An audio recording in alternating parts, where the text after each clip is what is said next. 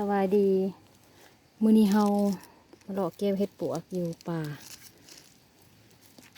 เอื้อยโทรนำอยู่แต่ว่าข้าเก็บเห็ดอยู่ป้าดโทเห็ดลายขนาดเอื้อยก็พาแต่อยากเมื่อ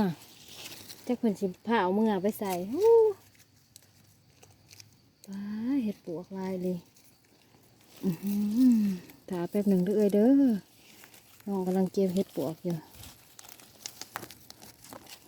เอื้อยก็โทรนำเลยเก็บเห็ดปวกก่อนเก็บเห็ดปวกก่อนร้ายขนาดนี่นะโอ้ปลาโตน่ะเอามือนี่แล้วเก็บเอาปลาโตปวกเห็ดปวก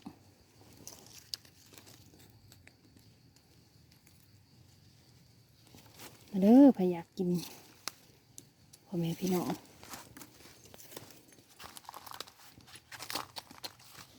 เห็ดปวกล่ามอยู่แถวนี้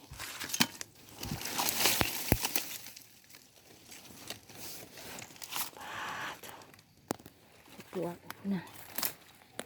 นี่นะเห็ดปวกเห็ดถ่ายคลิปวิดีโอไว้พี่น้องทางต่างประเทศเบิ่งเห็ดปวกขนาด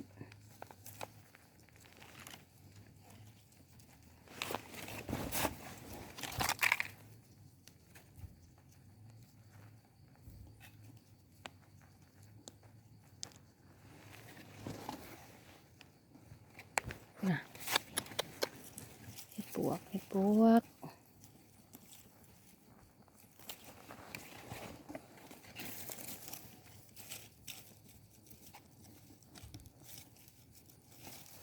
ปวกลายขนาดโทรบอกเอื่อยก่อน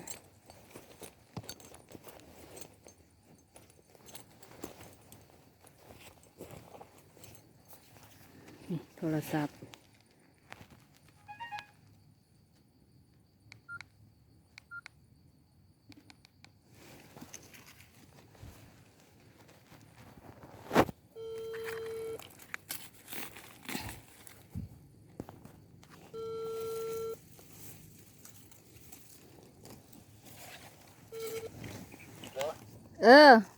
ฮัลโหลไหนบอกเขาถ่าแป๊บหนึ่งเก็บเห็ดก่อน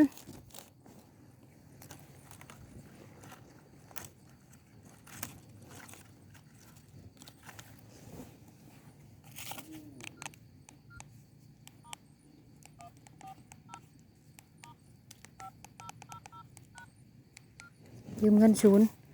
มีเงินพ่อแม่พี่น้องเห็ดปวกขนาดเลย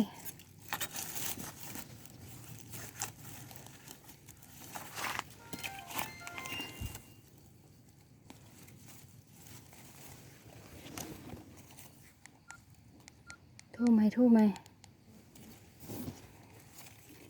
ปาโทยังบูเบิดพูดนะหมูเดียวนะ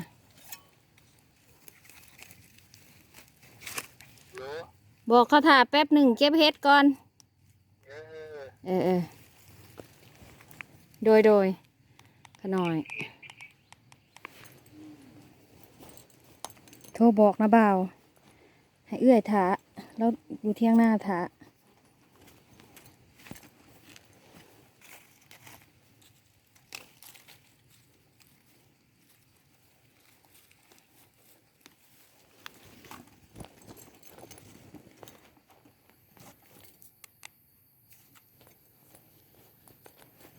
โอ้เก็บเห็ด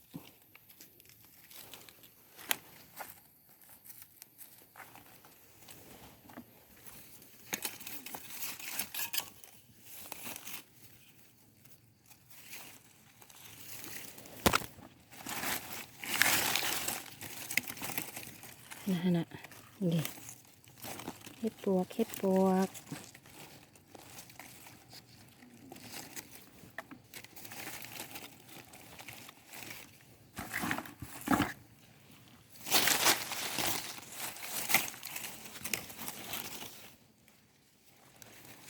เด้อพ่อแม่พี่น้องเอ้ยเก็บเห็ดปวกเด้อ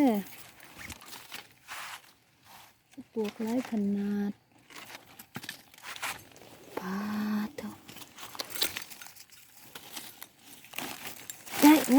ค้อนให้ค้อนเก็บเห็ด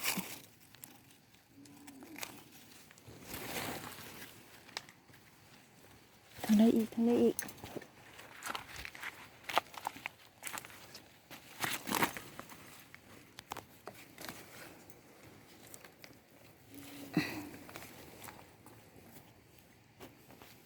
นะหมูเดียวนะร้ายขนาด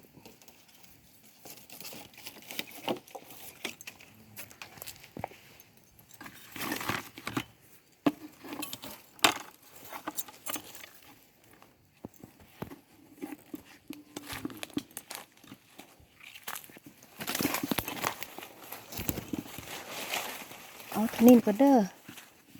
เก็บเห็ดก่อนบ๊ายบาย